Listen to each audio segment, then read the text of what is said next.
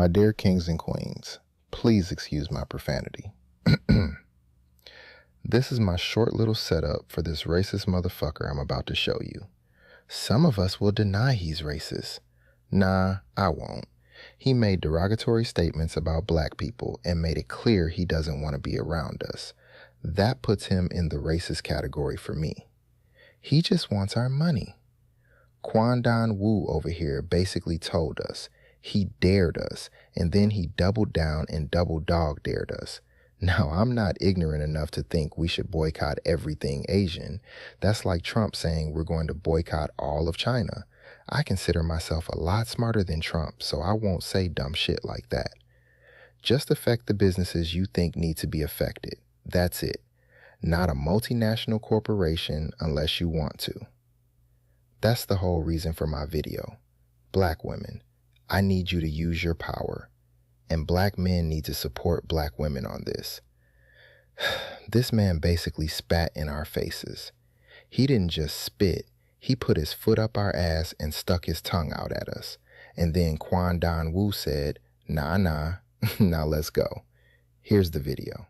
I love when the black community says, let's boycott Asian businesses. Please do. We'll get rid of the Chinese takeout, the dry cleaners, the laundromats. Let's get rid of the liquor stores as well. Get rid of the Jordans you guys wear, the Nikes you wear, the shower caps, the Hondas, the Hyundais, all your car electricians, the electronics in your house, the Sony, the TV system, your sound system, the microphones that you guys use to rap and speak about awareness for the black culture and the hip hop culture. Where do you think that's made in? That's made all in Asia.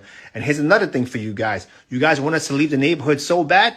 Oh, Asian people are not neighborhoods? We're in white neighborhoods. We have our own Chinatown. We have our own Koreatown. You think we really need you guys to benefit off and make money? A lot of us do go to college as well. You're being outworked by immigrants who barely speak English. And you're not embarrassed? Go to the bank, start your own businesses, and deal with your own people. I want to see your own women get on their hands and knees and do pedicures and manicures and deal with nasty ass attitudes, okay? Please, boycott Asian business. I'm all for it.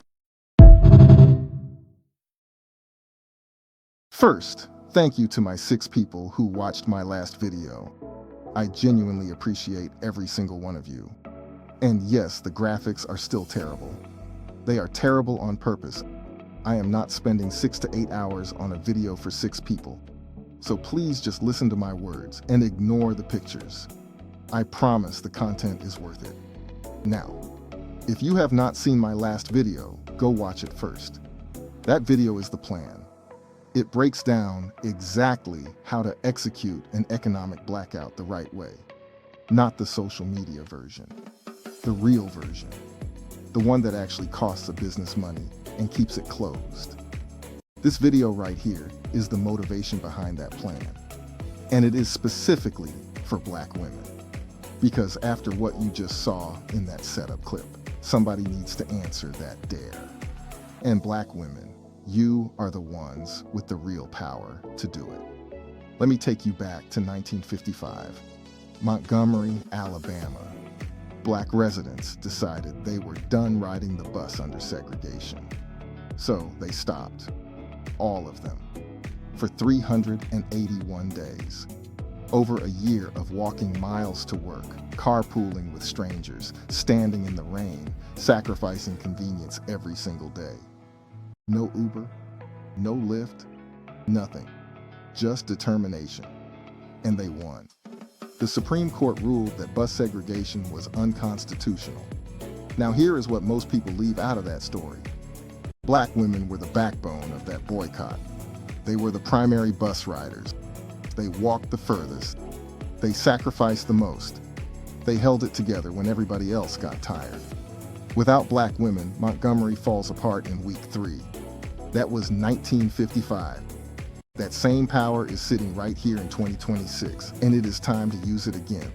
Let me give you some numbers so you understand exactly what we are talking about. Korean Americans own 70% of all beauty supply stores in this country. And black consumers account for 70% of the spending in that same market. Black women specifically spend nearly $500 million a year on hair care alone. Another nearly $500 million on skincare. That is close to $1 billion a year leaving the black community and going into businesses that in many cases follow you around the store, profile you while you shop, and don't hire people who look like you. Now, here is the difference between black men and black women in this situation, and I want to be honest about it. Black men can avoid these businesses pretty easily. A black man is not going to the nail salon. He is not going to the beauty supply store every few weeks. For black men, this boycott is not that hard. For black women, it is different. The products you need and the services you rely on have been deliberately concentrated in businesses you do not own. That was not an accident. That was a strategy. And it has worked for decades because black women kept showing up. But the alternatives are a lot closer than you think. There is a black woman in your neighborhood who does hair. She might be working out of her home, out of a chair in her living room, in a small suite at a salon suite building. She exists. Find her.